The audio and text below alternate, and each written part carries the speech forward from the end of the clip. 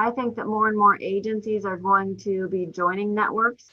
Hopefully they reach out to us and find out what we're all about and know what is out there, and that you don't have to settle. There are ways to do what you're already doing and increase your revenue. And that increase in revenue will help you grow as long as you reinvest it into your agency.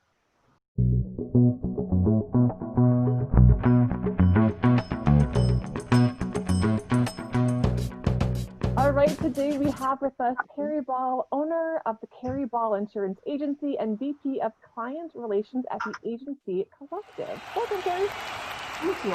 It's nice to be here. I appreciate the opportunity. So you started a scratch agency at 20 years old and built an incredibly successful business. So how did you pull that off? To what do you attribute your success? I was very, very fortunate to be able to surround myself with successful, positive, driven people who gave me direction, but I knew enough to follow it and run with it and hit it as hard as I can. If there was a program available from my carriers or a goal that was needed, failure just wasn't an option. I set the goal and you had to achieve it in order to be successful. Lots and lots of hours put in, time, effort, hard work. But through that hard work, dedication, and a little bit of luck, I've actually gone from a one-man shop with my very first client, which was my mom, to a 9-person agency with 2 locations. So I just always say, don't ever be afraid to listen to a possible opportunity, and maybe it will be your next success story, which is absolutely my story. So what was it about insurance that sucked you in, that made you stay in it for, 22, going on 22 years? The most rewarding thing is knowing that you have protected a family's everything. You've protected their livelihood, their home, their future. When you leave, you know that everything they've ever worked for is now protected because you did your job and you did it right. So I love giving advice and helping people. Yeah, that's fantastic. Really gets to the trusted advisor piece of it. People are often surprised that I myself really rely on my own agent. I have an agent that really takes care of me. So even, as someone who has spent most of my career in insurance, I still rely heavily on my agent and really, really value that relationship. So can definitely relate to that. Absolutely. And you've won several awards as a captive agent and were selected for multiple advisory boards during that tenure.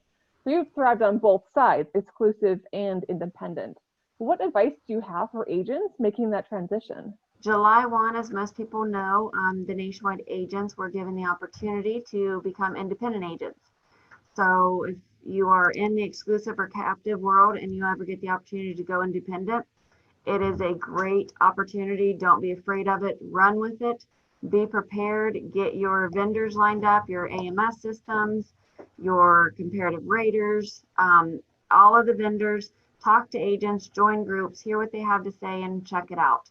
My agency peers, talking to them and having the right conversations led me down the right path, which eventually ended up with the Agency Collective as I was, reaching out and talking about networks, knowing that I could make more money for my agency by belonging to a group. However, I didn't want to lose any freedoms. What were some of the biggest learning hurdles for you, or biggest challenges that you faced during that transition, and how did you overcome them so quickly? So if you're preparing and you know that your path is going to eventually end in independent, take lots of notes, know which carriers you want to go after when you're independent, and go after them and fortify the relationships.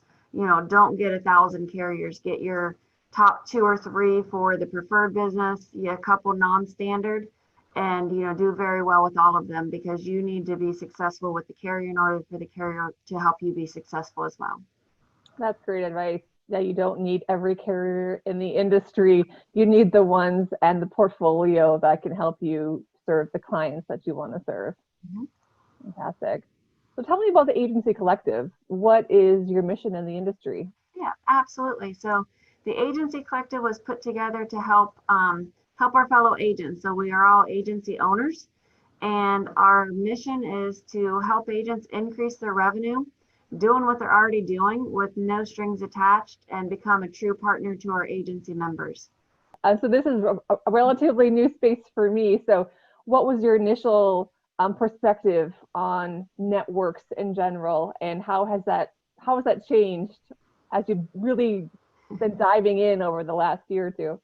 The aggregators, clusters, networks, that is where the insurance industry is going to, most agencies do belong to one group or another. So if you're looking into a network, there's 3 very, very important questions that you have to ask, and you have to verify the answer. What do they charge you to join them?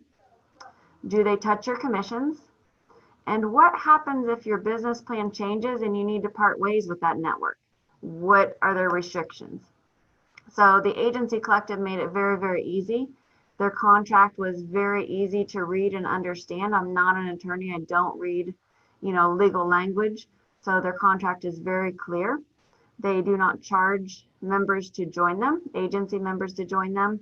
They do not touch their commissions. All carriers pay our members 100% commissions directly from the carrier. We're a flat $200 a monthly fee.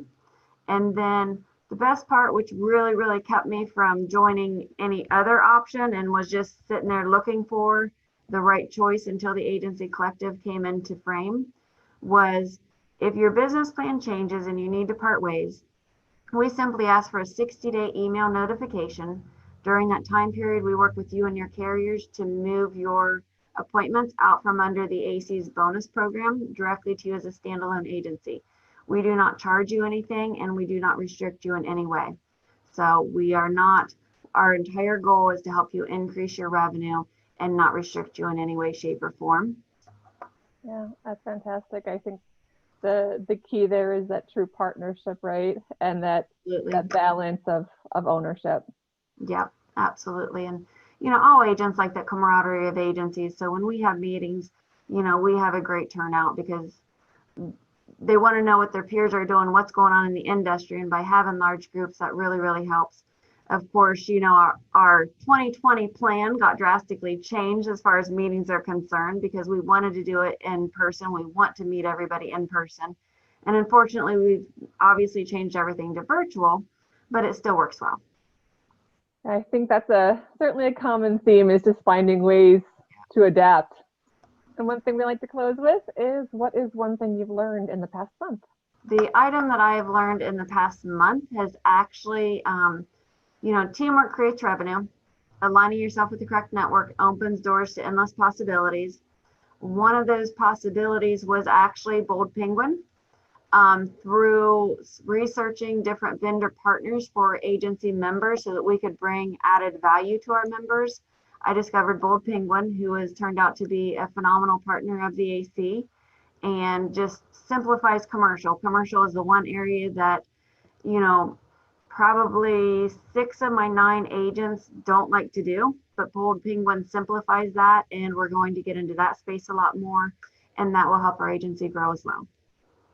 Love that. Yeah, and we're thrilled to be working with you folks, and could not agree more. I think a big part of these transitions sometimes can be the shift in the lines that you're writing, and commercial can be, a brave new world. So however we can make it simpler and faster and more accurate for agencies, that is the goal. Great. Well, thank you so much for taking the time to chat today. Really enjoyed your perspective on the agency space and network. Thank you very much. I enjoyed being here.